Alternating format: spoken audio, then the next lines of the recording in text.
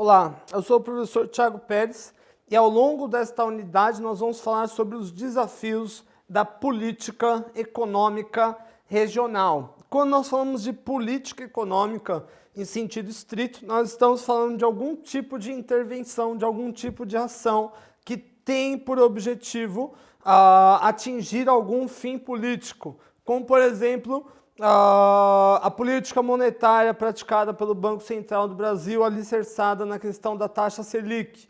O objetivo, pelo menos nominal, é exercer um tipo de controle sobre a inflação, promovendo uma via alternativa para o excesso de liquidez, por assim dizer, do mercado. Aqui eu tenho tanto a definição de um objetivo, como também a definição de um instrumento. Então, em comum, quando nós falamos de política econômica, seja ela regional, nacional ou mundial, nós estamos falando pelo menos dessas duas pontas. Então, de um lado, a definição de um objetivo, geralmente fulgurado na identificação prévia de um problema, e o segundo, a definição de um tipo de instrumento, de um tipo de razão para atingir tal objetivo. Então, de novo, a taxa Selic, o controle da inflação. Um outro exemplo, o aumento da demanda agregada. Dentro da teoria keynesiana, o investimento em políticas públicas, a injeção direta de dinheiro, que ativaria aquilo que se entende como multiplicador keynesiano. Enfim, a identificação de um problema, a pontuação, nesse caso, de um objetivo, nesse caso, resolver o problema, e a promulgação de um instrumento.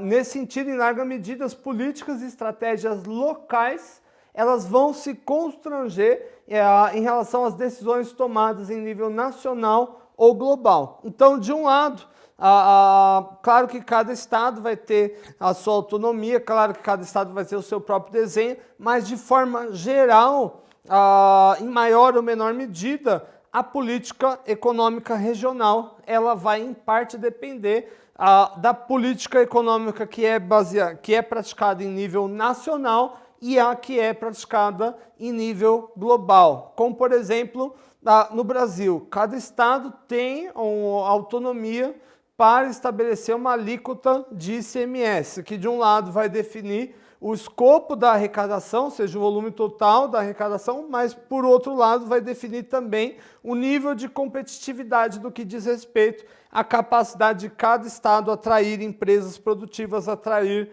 recursos para si. Mas isso é apenas parte da equação.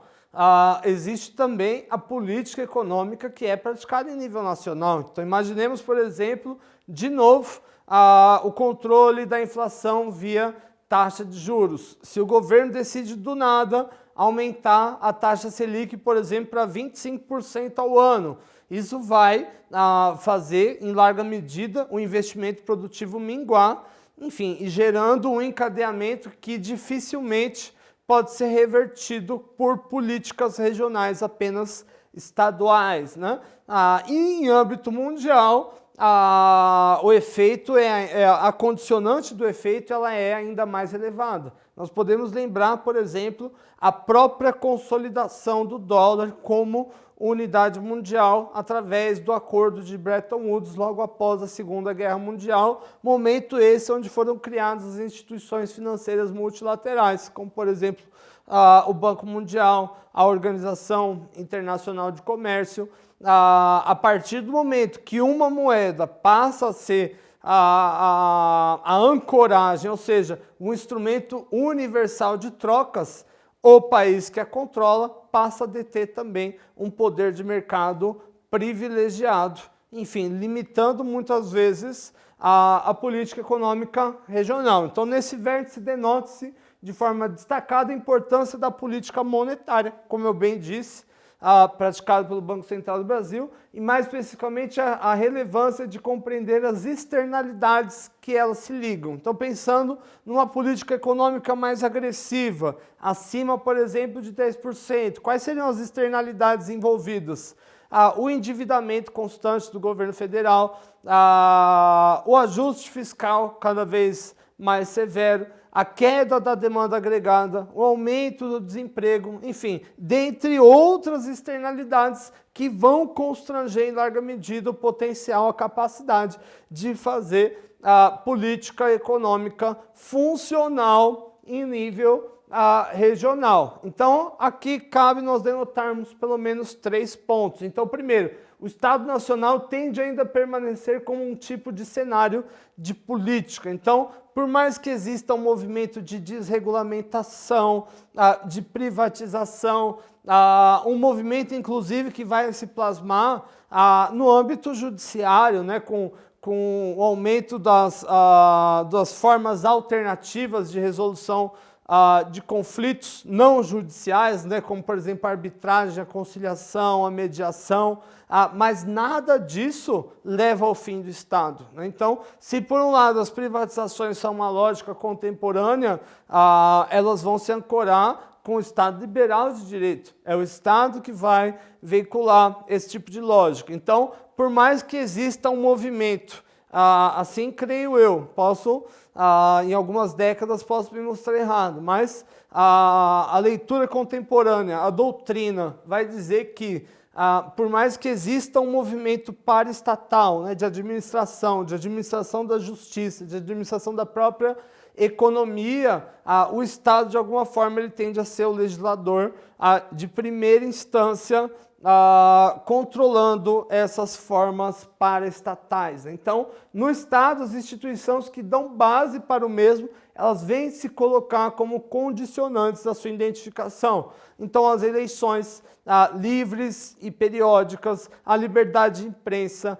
a pluralidade dos meios de comunicação de massa, ou ainda a separação de poderes, do poder judiciário, do poder executivo, do poder legislativo, são todas condicionantes, são todos princípios do Estado e que vão se plasmar como a própria variável independente do Estado, ou seja, como causa e consequência do Estado. Nem esse fenômeno restrito a recortes espaciais delimitados, ou seja, que fazem inteligíveis por fronteiras. Então, de novo, cabe aqui destacar, o Estado, apesar dele parecer uma abstração, ele não é uma abstração, e enquanto conceito ele está sempre anexado a uma lógica de Estado, ou seja, uma porção de terra identificável quanto ao seu recorte, né? Então, as políticas econômicas, nesse ponto, né? Lembrando que ela advém como instrumento para um objetivo prévio que foi plantado. Elas podem promover uma simetria, ou seja, mudar o status quo, mudar a balança, ou ainda uma mudança no padrão de convivência entre países, como, por exemplo, a guerra comercial entre China e Estados Unidos, que a gente pode dizer que é uma espécie de uma guerra fria, que vem se prolongando por pelo menos 2 décadas. Vai se dar em um movimento aonde os canhões, aonde a artilharia, ela não é militar, e sim financeira, e sim anexada ao âmbito das políticas econômicas. E quando nós falamos de política econômica de forma geral, pelo menos após a década de 80, nós estamos falando de políticas de estabilização, né, como a política monetária ou como os vários planos de estabilização que houveram no Brasil desde a década de 80, como, por exemplo, Plano Bresser, Plano Cruzado, Plano Collor 1, Plano Collor 2, Plano Verão e o próprio Plano Real. Bom, então, primeiro, quando nós falamos de política econômica, seja em âmbito regional, global ou nacional, nós estamos falando de resolução de problemas. Segundo, nós estamos falando também de incerteza, pois, afinal, não há garantia de que os instrumentos sugeridos vão servir para a resolução do problema. Terceiro, há de se realizar previsões de como o mercado ele vai se comportar no futuro. Além disso, há de se tentar identificar possíveis imprevistos, os melhores instrumentos e, para isso, há de se previamente definir os objetivos ideais, por assim dizer. Visto isso, vamos à leitura do nosso desafio, Kate Endinheirada tornou-se a nova presidente do Banco Central do Brasil e, em seu primeiro ato, após a posse, elegeu a diretoria do Banco Central e realizou uma reunião com o Copom, ou seja, com o Comitê de Política Monetária do Banco Central. Destaca-se nesse sentido que o maior desafio da política econômica é lidar com a incerteza em sentido estricto. Nesse sentido, pensando na ótica da política econômica, o que quer dizer conviver com a incerteza. Desse modo, chegamos ao término de mais um encontro. Espero que tenham gostado do conteúdo e desejo a todos bons estudos. Muito obrigado.